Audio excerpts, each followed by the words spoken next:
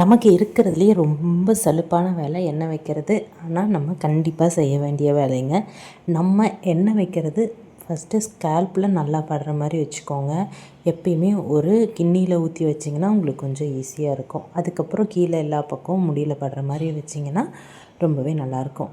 சரி, எண்ணெய் வைக்கிறது எப்படின்னு நீங்கள் பார்த்து தெரிஞ்சுக்கோங்க. நான் எந்த மாதிரி எண்ணெய் யூஸ் பண்ணணும் அப்படிங்கிறத சொல்கிறேன். இது நாங்கள் வீட்டில் ரெடி பண்ண எண்ணெய், கோக்னட் ஆயில் தான்.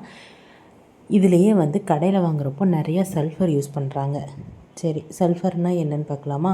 அந்த மேலே தெரியுது இல்லைங்க, அந்த கெமிக்கல் தான் சல்ஃபர். அதை என்ன பண்ணுவாங்கன்னா, ஒரு இரும்பு வடைச்சட்டியில் போட்டு இந்த மாதிரி நெருப்பு பற்ற வச்சா அதிலேருந்து புகை வரும். அந்த புகை ஃபுல்லாக தேங்காயில் படுற மாதிரி தார்பாய் போட்டு மூடி வச்சுருவாங்க. அப்படி மூடி வச்சிட்டோம்னா நம்ம காலையிலேயே அந்த தேங்காய் காஞ்சு வந்துடும். அதாவது தோன்றதுக்கு ரெடி ஆயிரும்.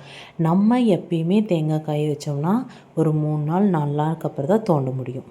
இது இந்த தேங்காய் தோன்றுனது பார்த்திங்களா, நம்ம தேங்காய் மாதிரி இல்லாமல் பிங்க் கலரில் ஆயிரும். ஆனால் ஆயில் நல்ல ஒயிட்டாக நம்ம யூஸ் பண்ணுற ஆயில் மாதிரியே இருக்கும். ஸ்மெல்லும் அதே மாதிரி இருக்கும்.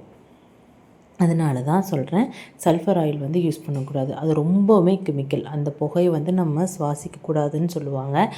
சல்ஃபர் யூஸ் பண்ணுறவங்களே அந்த புகை வச்சுட்டு தள்ளி போயிடுவாங்க. அதை சுவாசிக்க மாட்டாங்க. இவ்வளோ கெமிக்கல் இருக்குது சல்ஃபர் ஆயில். நம்ம தலையில் தேய்ச்சோம்னா நமக்கு ஹேர் ஃபால் ரொம்பவே இருக்கும். ஸோ ஆயில் வாங்குகிறப்போ ரொம்பவே பார்த்து யோசித்து வாங்குங்க. நமக்கு முன்னாடியே ஆட்டி விற்கிறாங்க இல்லையா, அவங்கக்கிட்ட வாங்கிக்கிட்டிங்க அப்படின்னா நமக்கும் பயம் இல்லாமல் இருக்கும். எனக்குமே ஹேர் ஃபால் ஆகுங்க. பார்த்திங்கன்னா தெரியும். ஃபஸ்ட்டு தம்பி பிறந்ததுக்கப்புறம்லாம் ரொம்ப முடி கொட்டுச்சு. இப்போ கொஞ்சம் கம்மியாக இருக்குது. எல்லாத்துக்குமே ஹேர் ஃபாலுங்கிறது நார்மல் தான்.